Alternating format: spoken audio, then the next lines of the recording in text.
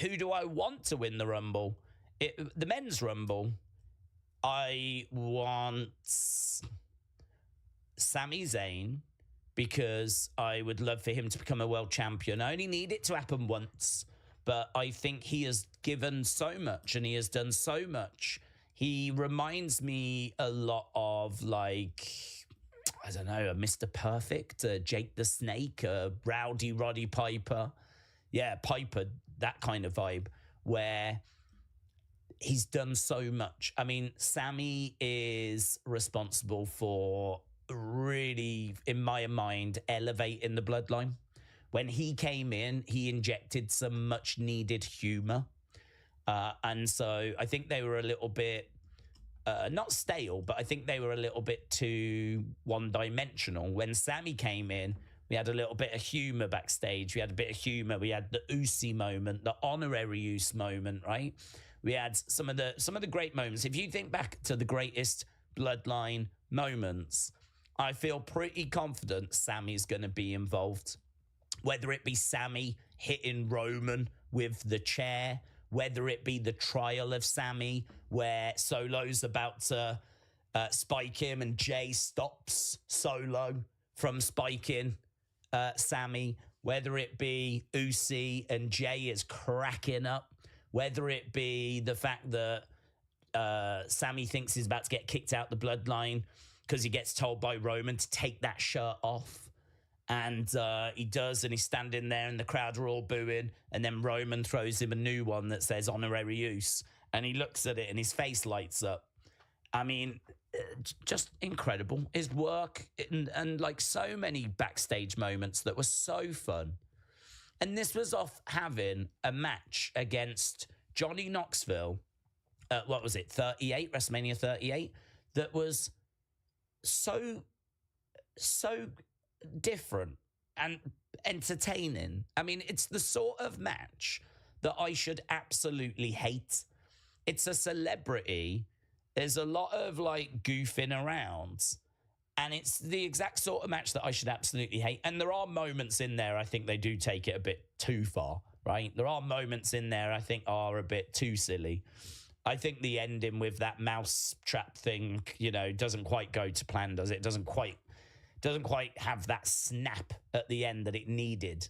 But when you're relying on so many props, if some of those props go a little bit awry, go a little bit wrong, you can sort of understand, right? So I think there was, like, he has a match there, which is, I'm not going to say a classic, but it's certainly a match that really is a talking point, and people look back on and they're like, that was, a lot of people would say, entertaining. That was so entertaining. I so enjoyed that. So many people enjoyed that match. But what I love about it is that, you know, Sami struggled in that match. He ended up losing, and he was at rock bottom at that point as a character because he'd just lost. And I agree with that. You know, you should be able to beat a celebrity. We say this all the time. Sami didn't. It was a very different match, and there was plenty of outside interference, and there was flipping hands that are smacking him in the face on the outside of the ring, and there's a mouse trap, and do you know what I mean? It was hardly the most technical of contests, but he did still lose, and he was at rock bottom, and that's why he went to the bloodline, to get his pride back. And from a storyline point of view, you go, yeah, doesn't that just make sense? He's hit rock bottom, so he wants to work with the bloodline. He wants to, you know, get in with those guys, and he did, and just provided us some amazing moments. And even before that, he was one of my favorites in NXT. He was the underdog from the underground. He was the guy that you were rooting for, that you wanted to see succeed, but it was never, you didn't know if it was going to happen for him, and it finally did. And he won the NXT title, and then he was immediately attacked by Kevin Owens. And then, you know, we go into a Kevin-Sami feud, which was awesome. We've done it on the main roster. It was awesome. I'm sure we're going to do it again, and it will be awesome. The chemistry that those two have is about as good as it gets. Like, they are just able to churn out banging matches. You could pretty much go back and watch any Sami Zayn, Kevin Owens match. It's going to bang. I mean, their chemistry is just so good. They push each other. They know each other's moveset. They know little sequences. Like the chemistry is off the chart between them two. Well, Kevin's been a world champion. So why can't Sammy? Why can't Sammy? So, we got so close in Montreal, that Montreal match where it was him and Roman in Montreal. And every fiber of your body says it ain't happening. It ain't happening. We ain't going to do it. It ain't happening. But when you've got those false finishes and you're watching him come so close, you're like, it might happen. And it doesn't flipping happen. And then you're devastated. So for me, I want to see the boyhood dream come true. I want to see Sami Zayn win a world title. And it doesn't have to be the WWE one. Yeah? You've just flipping given it to Damian Priest, and I don't have a problem with that. But Damian Priest has not entertained me anywhere near as much as Sami Zayn has over the years. Not even close. Not even close. Damian Priest has probably entertained me 5% as much as Sami Zayn has over the years. So if you're going to give it Damian, give it Sami. So I'd love for Sami to win the Rumble, go to challenge Gunther, do a rematch of WrestleMania 40 where Sami won, and Gunther this time can say, I made a mistake. I know what it was. It won't happen again. You can't beat me now. I made a mistake. It won't happen this time, Sami. You weren't on my level then. You're not on my level now. I was the one that made the mistake that allowed you to get the win. And I promise you that will not happen this time. And who doesn't want to see that match? Who doesn't want to see the build for that? Gunther, Sami, make it a really fun story, fun build, good promos. I'm so here for that. I think that'd be, and the timing is great, what with them doing it last year and Sami winning the IC title from Gunther. It means there's a chance he can do it. But equally, there's a chance that because he won last year, they'll have Gunther win this year. Like it's a 50-50 match. It could go either way. Triple H could go either way on it. He could have Gunther get another big win on WrestleMania stage. Or it could be that this is the moment Sami does get a world title next to his name. So Sami would be probably my number one. Who else would I want to see get it? I don't think I can make a strong an argument for anyone else. I'm not against CM Punk. Obviously, I'd like to see him be world champion before he calls it quits. I'd like him to main event WrestleMania.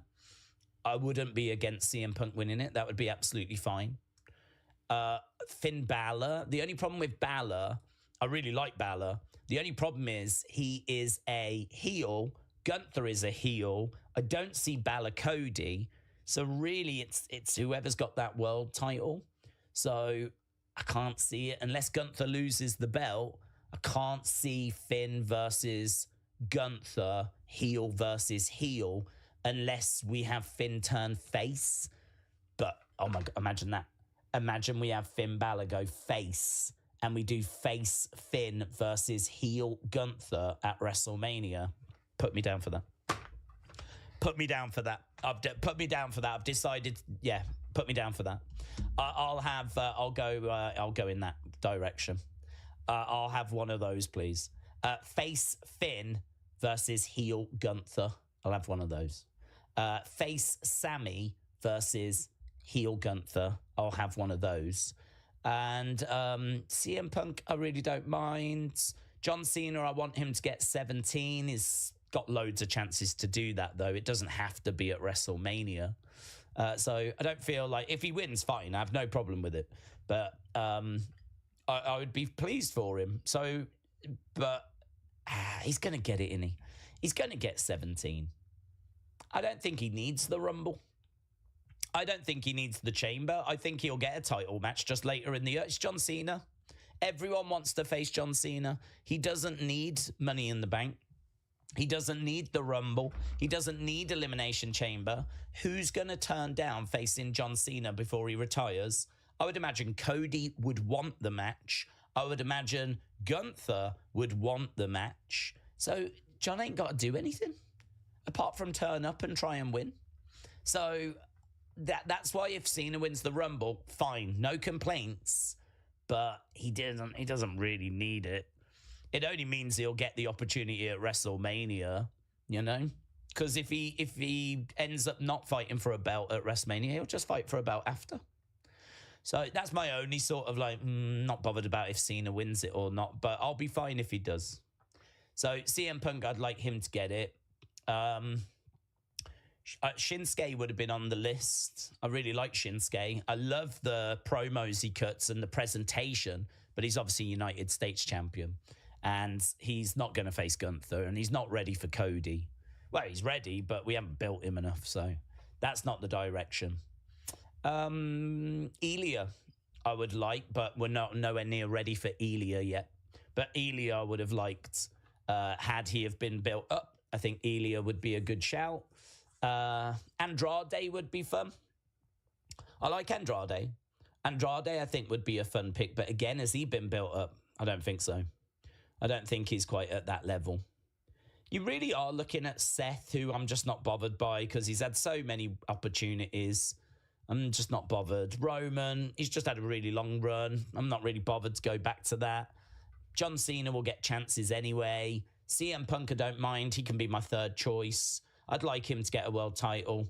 So I'd go with those. Punk, Sammy, face Finn Balor.